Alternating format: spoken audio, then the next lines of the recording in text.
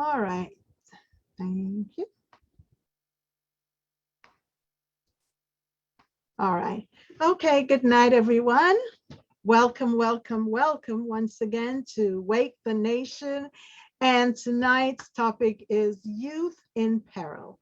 So, our youths are in peril. You know, I'm not sure how many of you are aware that today was the walk for suicide prevention. And usually, astoundingly, the numbers have risen. 10 children ages 10 through 24 are usually, this is the highest, this is the number one cause of death, they said, that was reported between this age group, between 10 and 24.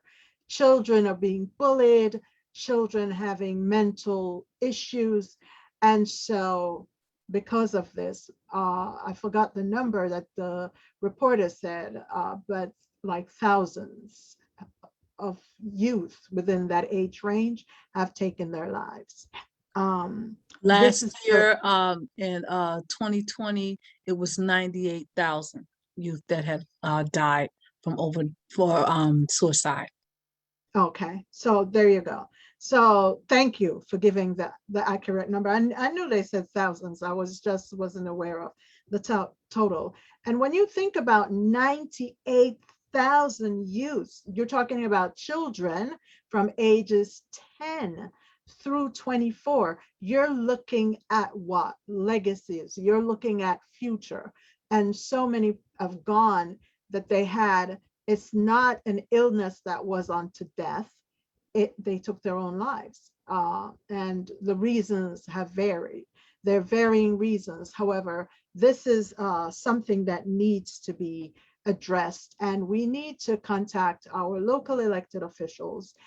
Something has to be done for our youth that are in schools. We know that because of the pandemic, they were out for a year.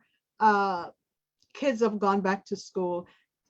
Kids are afraid, teachers are afraid, students are afraid, and parents are concerned. And we know that even within our area here in New York, that there were schools that had to be closed down. There were many schools that had, a few cases here and there, and there were some schools that had more cases. But whatever it is, we need to pray. So tonight's panel consists of Miss Janella Peters, welcome. And everyone knows Deacon Thais Love. And we have Crystal Collier. And we were supposed to have Mr. Marquis Dames because he works with the youths, but somehow there are some technical difficulties. And as a matter of fact, this is one of the other reasons why we were running a little bit late, because we were waiting, trying to see if we could get him on before we started the broadcast. But nonetheless, we go on because we do what God wants us to do. I'm going to put the number in the Facebook chat. And if you have a pen, there is a 1-800-273-TALK. It's the National Suicide Prevention Hotline. It's 1-800-273-TALK. That's 8255. Okay, so we're talking about youths in peril, and we have different topics tonight to, all surrounding the youth. So we're going to talk about some of the issues that are facing our youth. We're going to talk about solutions, some of the solutions that we can have. And before I have you introduce yourselves, I would like to just say that Psalm 119 verse 9 says, how can a young person stay pure? By obeying your word. So we need our youth. I mean, I know everybody is not a Christian. The point is, we all need help, okay? We need to verbalize, we need to talk. Do not keep things to yourself as a youth going through a crisis. And parents, have open dialogue with your children. And so we're going to have someone share some ways in which you can do that, okay? So tonight we'll start with Miss Janella Peters, if you can unmute yourself and tell us a little bit about yourself. Good night, everyone. My name is Janella Peters. I'm a young adult from the Christian Fellowship Seventh-day Adventist Church on Schenectady. Sorry. No problem. Sorry about that. That's my fault. Go ahead. Yes, I am a young adult from Christian Fellowship Seventh-day Adventist Church on Schenectady between Linden and Leonard in Brooklyn, New York. I'm very involved in our youth ministries department of our church. It has done a lot for my life, and I have to say, through that whole journey of growing up in the church and youth ministries and participating in different areas of the church, it's given me a better understanding how to deal with youth, the various age groups, and just to be able to bridge that gap between the older generation and the younger generation. Thank you. And sorry, you forgot to tell them you were recently elected to the... Yes, I was elected to be on the executive committee for our Northeastern Conference of Sunday Adventists. I want to say thank you to my church family for putting that trust in me. And congratulations. She's one of the youngest ones on there too. And Janella, I've known Janella for years. She's an upstanding young lady. I've watched her growing up. And I must tell you, I thank God for, I see your growth, for the growth I see in you and for the things she does. She works well with our youths. And so welcome to this evening's panel. Deacon Love.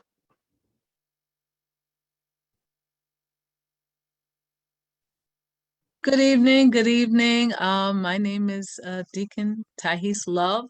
I am the founder and CEO of Dunamis Sound Mind Services, and we do holistic mental health services and treatment for youth, young adults, seniors, everybody. At Dunamis Sound Mind Services, we believe strongly in helping you be a better you. Okay, and we do that without medications. We utilize different holistic means. I am a Christian mental health coach practitioner, and so I do utilize the Word of God in my interactions and in working with people with mental health issues and mental illness. Okay, very often you'll see me on social media. I utilize the social media to bring awareness to various topics so that with regards to mental health and mental illness, so that people can become aware of things that happen and to encourage them to get the help that they need, either for themselves or for a family member or friend. And we're here, you know, you can reach out and contact me. Telephone number is 718-576-8110. Or you can email me, or you can go to my website, DunamisSoundMind.com. And yeah, we'll be sharing in this panel discussion. I'll be talking about the effects of different opioid and substances misused by our youth, and the damaging impact that it's had. Recently, there's a phenomenon that is happening where our youth and young adults are engaging in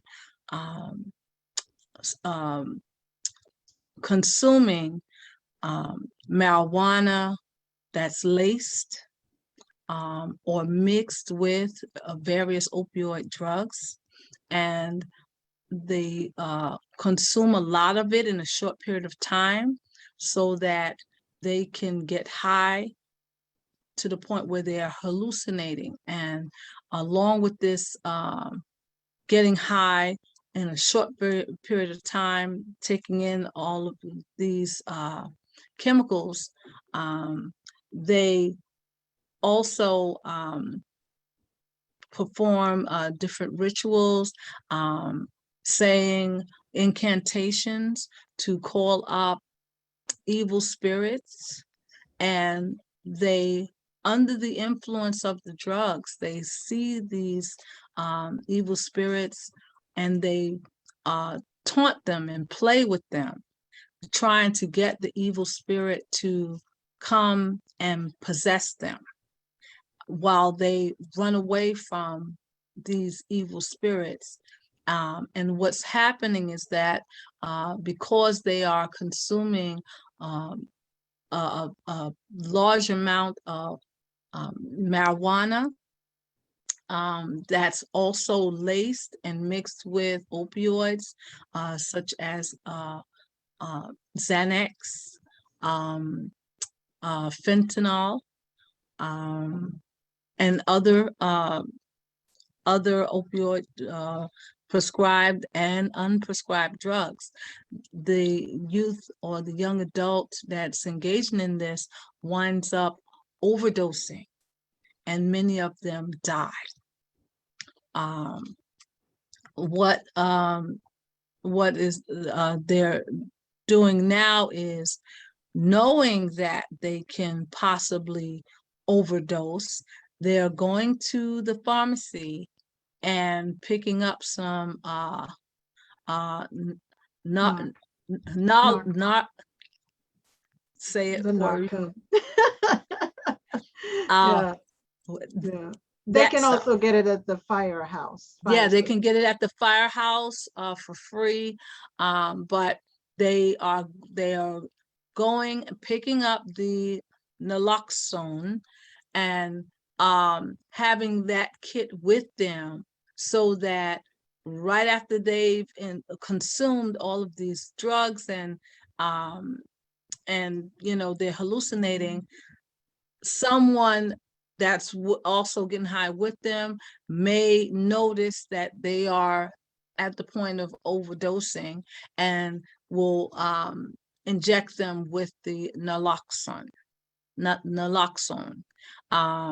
to bring them back, so to speak. And so they know that there's a possibility that this overdose can happen and that they can actually lose their lives. They're knowing this, they go and get the naloxone and, have it there just in case, and, do this time and time again for fun. And many of them are still losing their lives there, even though they have the naloxone there. By the time whoever else is there with them, realizes that, okay, this person is overdosed, or they're losing consciousness, they're not able to administer the naloxone in time enough. So the young person still winds up dying. And so it's a very dangerous trend that's happening. Parents, talk to your young people about this. Ways to find out if your child is engaging, or if your young person is engaging in this sort of activity, one of the things that happens is that there's a real drastic change in their mood and demeanor. I have some clients that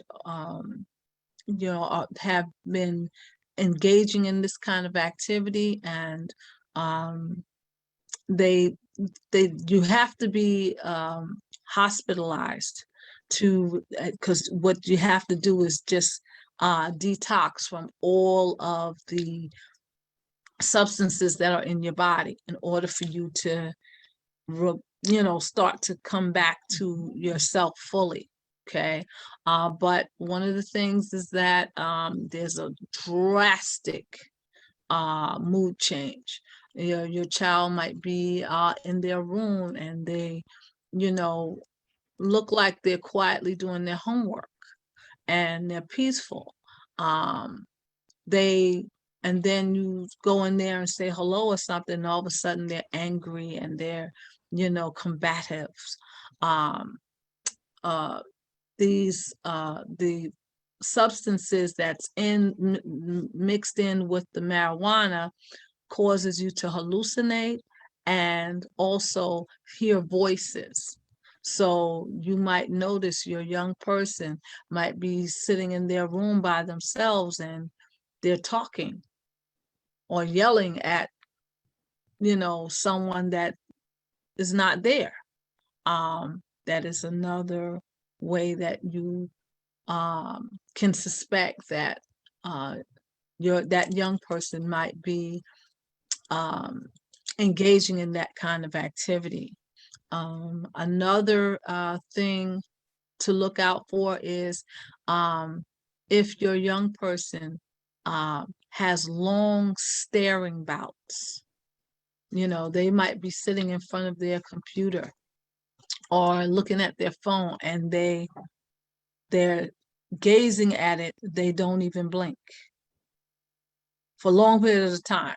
Their eyes is just, of course I'm blinking, but they don't blink. Or if they do blink, it's very slow. Like they close their eyes and open them up very slowly. That person might be under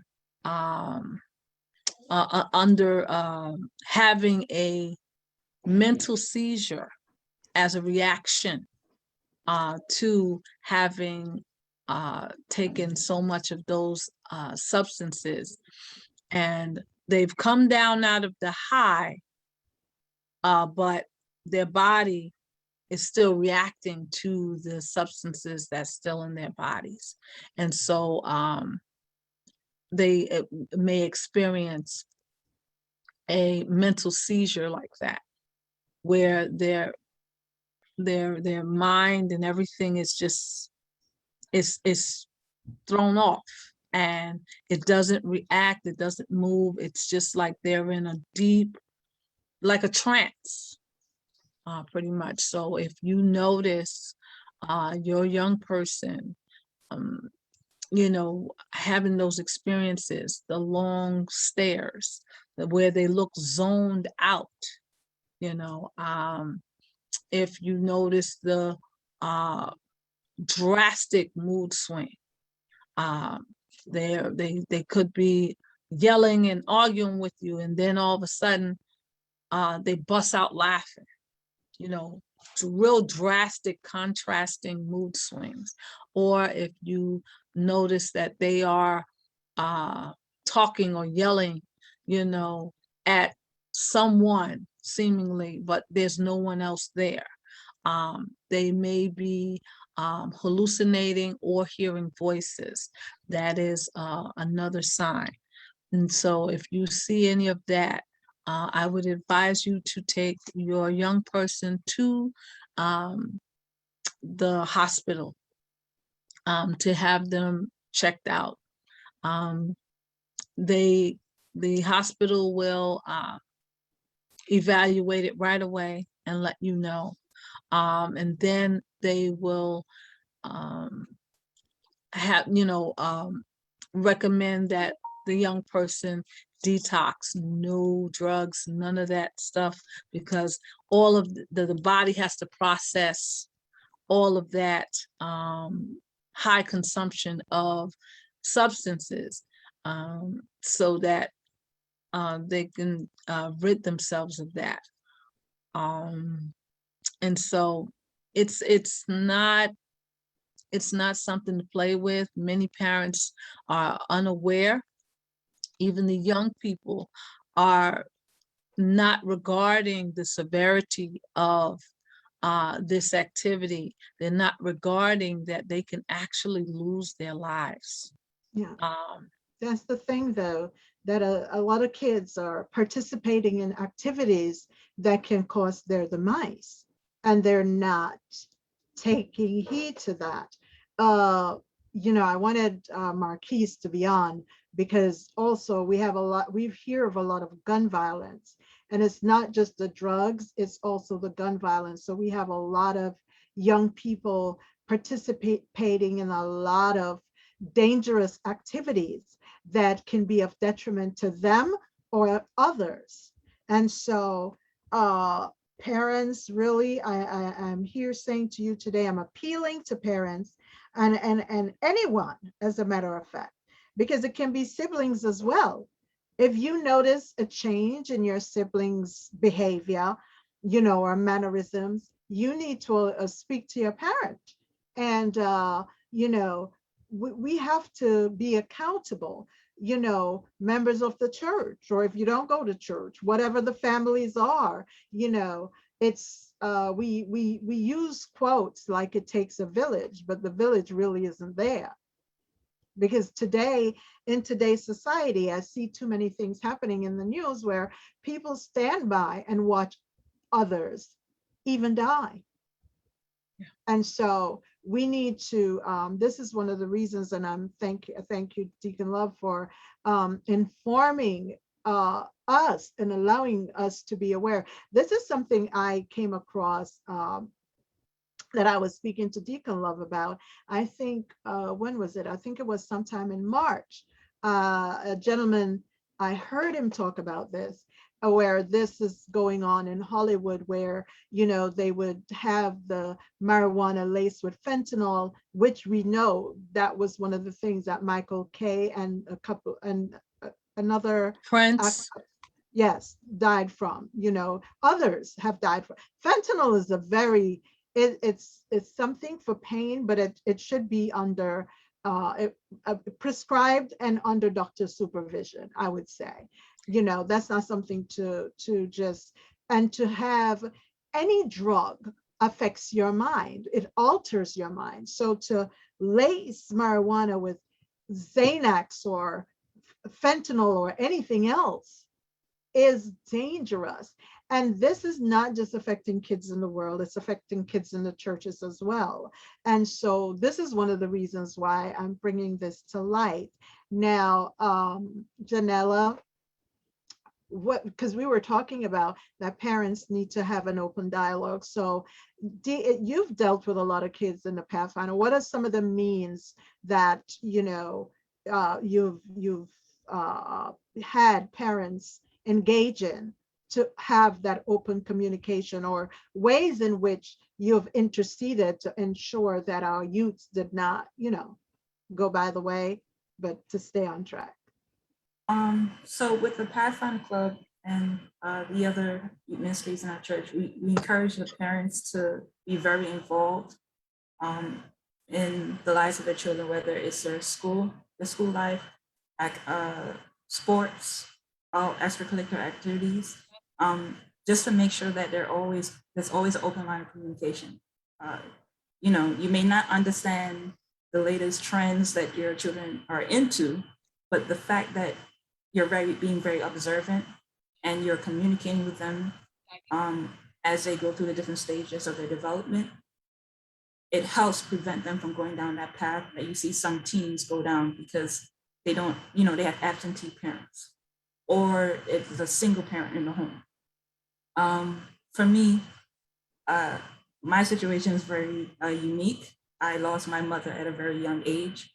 Um, and unfortunately, my father wasn't in my life, but thanks to my mother, my aunt, who I call my mom, my grandmother, uh, and my family, they bonded together to make sure there's always open line of communication. You know, if there's certain things my mom couldn't speak to me, I could speak to my uncle, my aunt in Georgia, and other individuals within our church.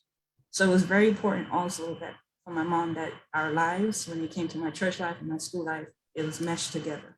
You know, if it's something in school that I was going through and I needed someone to speak to, she can go to my director, my counselor in my club and say, okay, this is what Janelle is going through at school. Is there any way you can help her?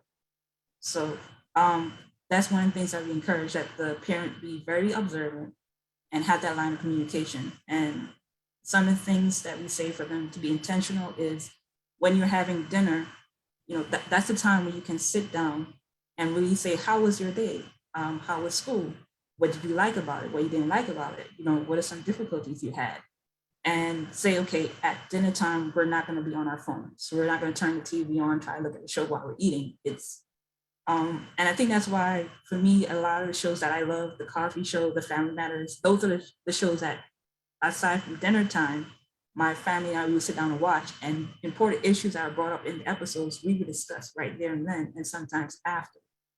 To this day, on Sabbaths when we go to church and I come home, there'll be times where we meant to just talk about issue for 5 minutes, but it ends up being 3-4 hours. I'm sitting down talking to my mom because we developed that habit over the years.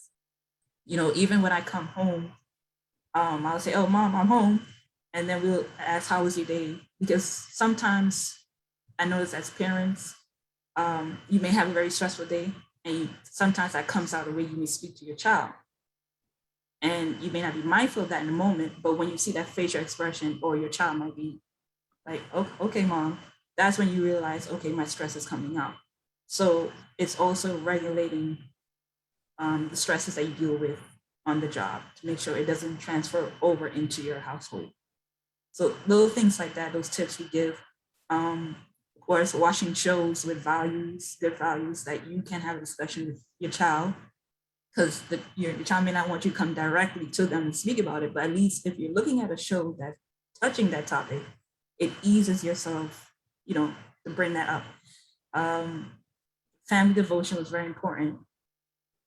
It's a habit that we teach our youth from adventurous up to develop, because there may be times where whatever you're going through, your parent is not physically there. And you need to have developed that habit of, what, time is for me to pray and ask God to intervene and to see in this situation right now.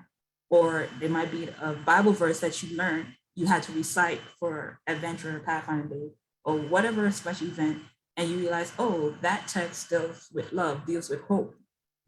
I can recite that in the midst of this trial that I'm going through. My family, we love going on trips. And with Pathfinders, the world of camping, I never camped before. And when I joined Pathfinders, my first camporee, even though it was some ups and downs with the weather, I still enjoyed it, because it's like I'm coming out of the concrete jungle into this nature environment for 3-4 days with other youth my age. And I'm seeing the mentorship between adults and the youth. And it's like, wow, okay, eventually I know I'll get to that stage. And it's a growing process. So I would encourage families to do that as well. Like, you know what? Summer's coming up. Every summer, let's plan to go somewhere different. So my children not only learn about this new environment that they're in, but it gives us opportunity for us to create new memories. So when they get older, they can reflect on it, and they can do that with their own children, continue traditions. And I would just say overall, be observant. Sometimes it may not be you initiating a conversation. You may have to entrust that with your relative, a close friend, your village. So also be intentional of the individuals you put around your children, because some may have good intent, but only the Holy Spirit could guide you to say, okay, this individual truly has the best in mind for your child. And, we live in a world today where predators are in and outside of the church. So you really have to have Speak. that spirit of discernment to know who to trust your child with. And that's something that we take very seriously when it comes to youth ministries within our church, is when you entrust your child to us, not only do we have to be accountable to God and you, but God most important, because God created that being. So we make sure that we instill the values that the parents themselves can bond with us and enforce. But most importantly, that when that child gets to the age of accountability, they have already developed that good habit. Yes. Thank you, Janella. By the way, Janella is an engineer. So, Janella, were you there at the when we went to Campery in was it New Jersey when we got flooded out? Yes. Do you It, remember it that seems like one? every time we go to camp, it's always something with rain. But thank Guys, God for it. You know, the next day is sunshine and we yes, always have a good yes. time. So Yes, listen, I tell you. Um, but what Janella was saying makes a lot of sense. And it's also if you go to church, even if you don't go to church, sometimes it can be your neighbors or the parents of that is in the same class with your child, that have children in the same class. However, you're going to need the Spirit of God to let you know, because you really cannot trust your kids with people these days. You have to trust God. To as Janella so aptly said, there are predators in church. There are. Is the reality of what the lives we're living now. However, not everyone is, and when we allow God to lead us and guide us, I used to go camping with the Pathfinders as a Pathfinder myself. Let me tell you something, it's not easy, but we do it. I remember one time we got rained out. I gave away every article of clothing to those who who didn't listen to the instruction to line your camping bags with plastic bags first. So, hey, they had nothing. But, I always say necessity is the mother of invention. But the thing is, when you are a parent that gets involved, don't just, I used to go on apple picking trips with my children. I used to go on the what do you call it when they go away upstate and you ride on the cart, whatever it is. I would be that parent volunteer. Okay, I'm here. What trip we're going on? I'm right there. And besides that, I would take my children myself. We've visited all of the oldest homesteads in New York, all of them out in Staten Island.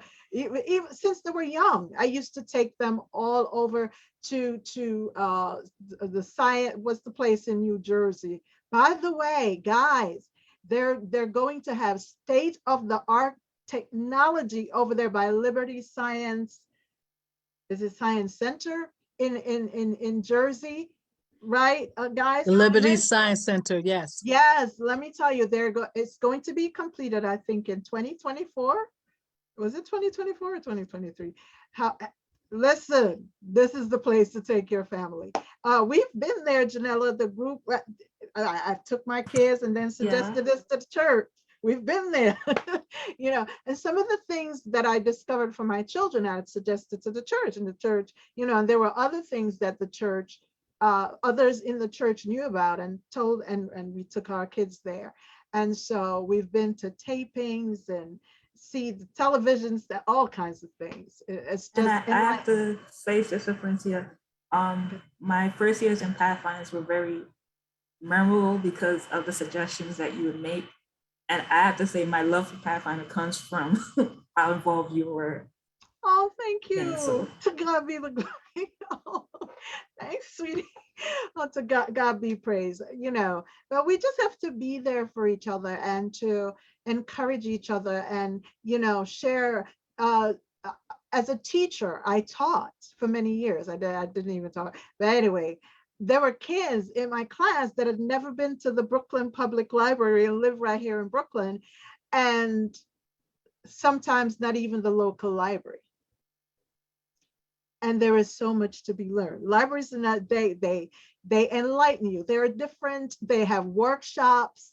There are so many different things at the libraries, so It's always good. The museums, and to know that when you go to the museum and when you go to the library, parents, I'm speaking to you. So sometimes we say our children are bored or they have nothing to do, but there is a lot to be done.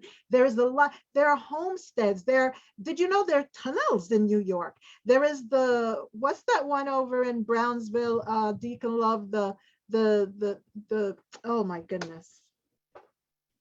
I should get fired. If you can't remember, you know what? We'll talk about it another time if I can't remember. Unmute yourself. Unmute yourself.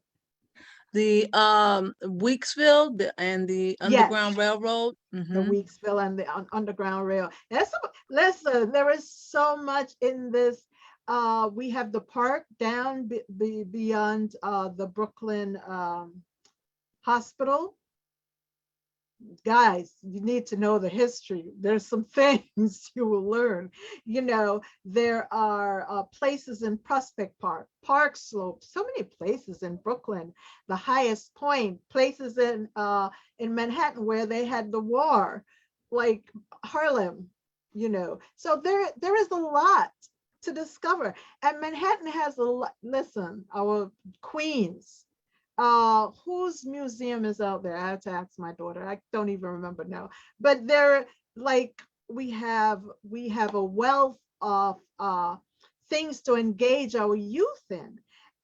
They can participate in so many things. Brooklyn is one of the movies are shot here every day. Okay, Hollywood. Listen, this is how a lot of times we make a lot of money. And they do have programs that your children can get involved in. I kid you not, and can even earn an income on the side. All you need to do is, and sometimes if your schools aren't doing that, suggest things to your schools or ask that they find out. There are art programs. There are museums in the city that will sponsor children or even show their art. There's a lot. So, we just need to open up. There's a lot for our children to do, and our young people. Some of them have talents. They like to sing, they write. Engage them, let them write, get their books published. And there is so much. You can call up the publishers and listen, there's a lot. Anyway, Crystal's on here. Crystal, can you introduce yourself? And do you have any suggestions, or are you aware of any stories or any areas of children's life that puts their lives in peril outside of drugs and the guns? Hi, I know I don't have any knowledge in this area. I'm just a listener this time around. I don't have much to add this time around. Okay, thank you. All righty. So Crystal, she's one of our panelists, by the way, and she works with HR, and very brilliant young lady and a mother. And so she's learning about what to look, because she has young kids. So, it's what to look for. And, Janella had mentioned it takes a village, and we need to have that village around our children. And as a Christian, I have to tell you, prayer, and the Lord will let you know who you can trust to be around your children. There at our church, Janella and I go to the same church. And just like I said, anytime I found out any programs or anything that I know of, now there are many more than I even knew about then. But these are things that we need our kids to be involved in, because we're looking at future senators, future doctors, or scientists, and it's unlimited. It's unlimited, the scope of which our children. And so for me, it's very painful when I've talked about this. I even spoke to Senator Schumer about this, and I intend to continue with this, because driving around Brooklyn and Manhattan and seeing a lot of our young people of color I don't know if you guys have seen young women downtown Brooklyn being, I don't know if they're homeless. I don't know if it's just their minds, but just out of it. One girl I saw, I I tried to, I was driving, so I prayed, and I was, I called up an elected official to find out, what was going on, because she was walking like so slowly. I've never seen that, almost robotic. And like she bent over, and like I thought, oh, she's falling. And people are just walking past her. Nobody is saying, do you need help? I'm waiting. I was in traffic. And so it took me a while. That's why I saw so much of what was going on. But she one time she came back up, stood upright, and like she's going to topple over. And I'm like, oh my goodness, can someone catch her? She never toppled over though. I've never seen that. And I don't, a lot of our young people are on drugs, or sometimes with their minds. And then COVID just impacted all that and brought it to, but as I said, the thing about it that I've noticed is not just like, even with this suicide prevention walk, children now, these are not even preteens. You're talking about a 10-year-old. It's just a little bit older than a 9-year-old. Like, I'm looking at 9-year-old as babies, but they're taking their lives, guys. And the number, like Deacon Love said, is astronomical. Parents, we need to open our eyes. Teachers, we have to open our eyes. People in the church, everybody, neighbors. It really takes a village. We cannot allow and we can't say, well, I don't have any children, or that's not my child, to think that it's not. I always talk about the ripple effect and the movie Babel, when the man gave the gun and thought it had nothing to do with nothing, traded it, and lo and behold, people were in I think Israel on a trip, and the same gun killed someone. I'm just saying, we think that we're not connected because we think, okay, even to think Japan is that far from us, right? Or to think, oh, South America or Australia or Alaska. And then even when we think about here in America, and we think about here in New York, and we think about whatever states we're in. Actually, Crystal is not in New York, and from time to time we'll have folks on that are from different parts of the United States of America. But the thing is, as it says, one nation under God, we are connected. And so if even one person is in crisis, it becomes our problem. And this is why the Lord allowed me to have this panel here tonight.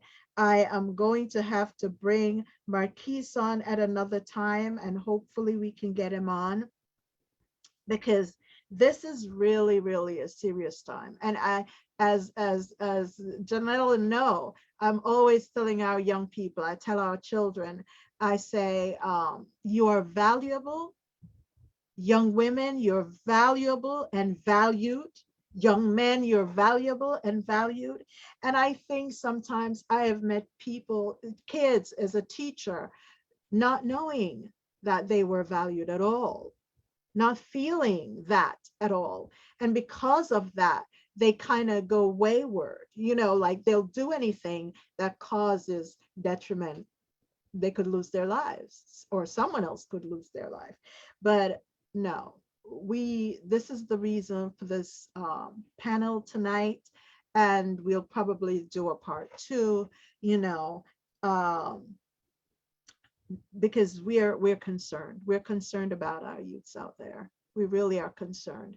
And we need our elected officials to do more for our young people, have more programs that will engage our young people.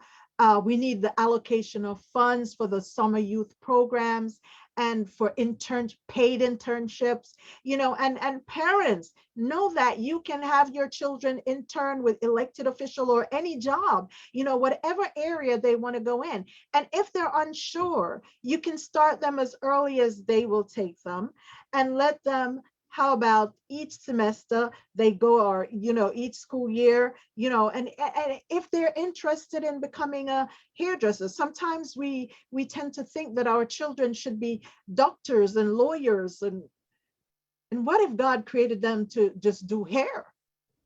They can do hair. How about that? You go to the city, get some nice boutique and have them see how hair is done, or, you never know. Ask the Lord. And I always say this, Janella knows this. I've said this to parents a lot. Ask God what he created your child for, and you usually see it in your child. If they argue a lot and defend a lot, well, that's the one that's probably going to become a lawyer. Right? You never know. If they're always trying to figure out how things work, they may become a scientist, an electrician, you never know, a surgeon, but ask the Lord and he will show you, because all of us were created for a purpose. And the Bible, I read that for myself. The Bible says God is the one. He fulfills the purpose in each and every one. So we need, to really join together. By the way, Deacon Love just had a new grandbaby. Congratulations. And so I know that they're going to be training him up in the way in which he should grow. And so today we're just thankful. I want to read this scripture for you. Now, because you are sons, God has set forth into your hearts the spirit of son, the spirit who cries out, Abba. That is their father. So through God, you are no longer a slave, but a son. And if you're a son, you're also an heir. So I just want to say today, young men, young women, you're valuable. You're heir. You're royalty. You're royalty. Let no one tell you any less. Learn your heritage, learn your culture, and get to know God. And get involved. You can be a mentor. You can be a mentor. Yes. Or if you need mentorship, find someone who can mentor you. Even if you have been in jail, there are programs that are there. OSHA and others teaching young men and women how to help to build our cities. How is it when my daughter got an opportunity, and she actually was part of the designs of their buildings on the corner of Albany and Clarkson. Albany, Clarkson, yes, yes. And how is it that God allowed her to do that? And today, whenever we drive past it, she can say, and some, if you ever feel down, I would say, let's just drive past there. Because that will say, hey, God allowed me to do that. Then he has more for me to do. So I'm saying this to say, get involved, help to build a house somewhere, help to build the buildings that are going up in this city. There are buildings every single place you turn. And when you do something like that, that will always encourage you. If you're a young man or a young woman out there thinking you have no purpose, you can, well, now that COVID is involved, they used to have volunteers in the hospitals too, but now that that is here, but there are different ways. Even with the computers, don't just sit on it. If you play a game a lot or you're a gamer, how about teaming up with someone and developing a game, or developing an app, or writing a program? Or I find young people so fascinating, because many times, guess what? You get the answers to something that is happening. All you need to do is share that with a responsible adult. And if nothing else, you can always step into your local elected official's office, and there's some good ones that will say, okay, and give you credit for it, not take it as their own and not give you credit. And adults, when a child or a young person shares their idea with you, credit them, credit them. And if you can allot them some money, allot them some money for it, and attach their names so that they will see their names and remember. And whenever they get discouraged, whenever they get down, instead of following the wrong crowd, they will say, you know what? My name's on that thing. Therefore, I can do more. Well, that's just my take on this. you know, I am, I've been a teacher, I'm a mother, I am a community advocate and a community liaison. I am one, I have gone to courts with folks who couldn't speak English well. Whoever needed, I will go. That's who I am. That's who the Lord has made me, okay? And I do it for free. Anyone who knows, they know I've been there, because this is what I do for the Lord. But I tell you something, God takes care of me quite well. He does. And that's all we have to do, is be there for each other, help each other. You heard Janella and her story. She gave a testimony, and we're looking at a young person who became an engineer. I think, what's his name? Barron. Took her to City Hall, and Councilmember Barron had these kids there and walked them around, and she decided, what? I'm telling you, all we need to do is open up our children's eyes. Just give them an opportunity and open their world. Don't allow their world to become so insular that it's just school and home, or school, church, and home. No, open it up. Open it up. The world, don't box them in. The Spirit of God, for those who are Christian, that's within us, is too large for us to box anybody in. So open them up. Take them to museums, and when you go to the museums, don't just let them walk through, ask them about it. And if they want to recreate, when you go home, take pictures and let them recreate. You never know what talent or gift is in your child. And while you're at the museum, find out about the free programs that they have, or programs that are affiliated with the museums. I'm telling you, there is so much for our children to do. There is no reason for our children to be going to jail, to be locked up in the jail cells. God never created us to be imprisoned. He created us to reign. That's what the Bible tells me, and that's what I believe. So tonight, I want to thank you. Thank you, Crystal, for coming on. And thank you, Reverend Love, for being here and for informing us about what's happening. And she's a counselor, she's a Christian counselor. And once your child or person is evaluated, you can reach out to her. I'm going to put the number, or ask Kamali, can you put the number in the chat for the Facebook? And Janella is at Christian Fellowship SDA, the Pathfinders, and she is our newly elected representative in our list. This young lady is going, and an engineer. To God be the glory. I'm telling you, thank God for you, Janella. You know. And she's humble. She's so quiet and so humble. I love this girl. To God be the glory. So give your aunt my love, and I thank everyone. Thank you, Kamali, for being behind the scenes. And we will do part 2 with Marquise. And thank you, everyone. I do hope that parents, teachers, that you become aware.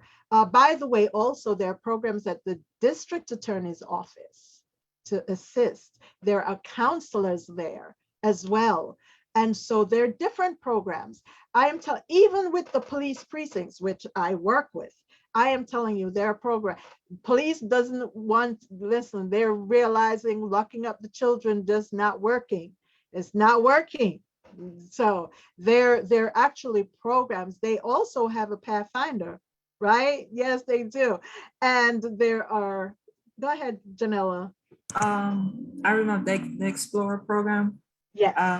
I remember a lot of times the trips that we go into city council to learn about our government structure, how it works, town hall meetings. I like my love for Pathfinders. I have to say it again, started with you, Erwin, all my other counselors, just taking us to different places around the city, museums, like you said, and opening our eyes just to see like this is not what you could be confined to. God didn't place you on this earth to be confined to that. There's so much more you can do. And I have to say thank you for that. You're welcome, darling. Also, I got my church to adopt the precinct to which our church belonged to. And so every year, including this year, we'll be there feeding them for Thanksgiving. And let me tell you, grab some, remember Janella going to precinct council meetings? Listen, you learn a lot. God put us on earth to be a part of it, and we all play a part. And so we can be a part of the decision making for our communities and our lives, that we don't just have to have things, thrown at us or upon us. We can become a part of the solution. So thank you all for joining and for taking time out of your busy schedules. I know everybody is busy. I know Christy got to go put her babies to bed and everything. And thanks, Janelle. I know you got to get ready for work tomorrow. So thank you. Sorry that we went so late today, but thank you all for joining. And I do pray that whoever listened, that, you were enlightened, you became aware. And if you notice anything about your children that you think is a little bit off, as Deacon Reverend Counselor Love says, she has a lot of titles, by the way. You think I have a lot of titles. She has a lot of titles. And I just want to say also, let me just say, recently I became the first woman to chair our public safety committee in the board. So yeah, so we're moving along.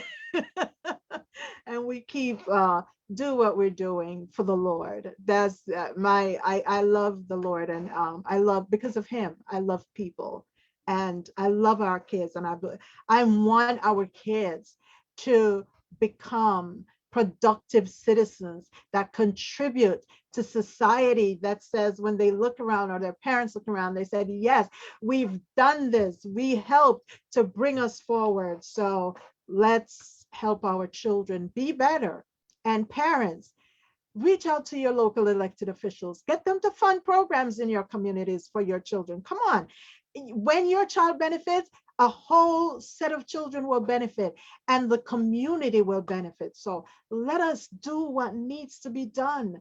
It is ours. We have a civic duty, we have a moral duty, we have a spiritual duty. So let's do what's necessary. So thank you, everyone. I do love you guys, and God loves y'all. This is Wake the Nation, our youth in peril, but not for long, because there are solutions. Have a good night, everyone. Thanks for joining. Thank you.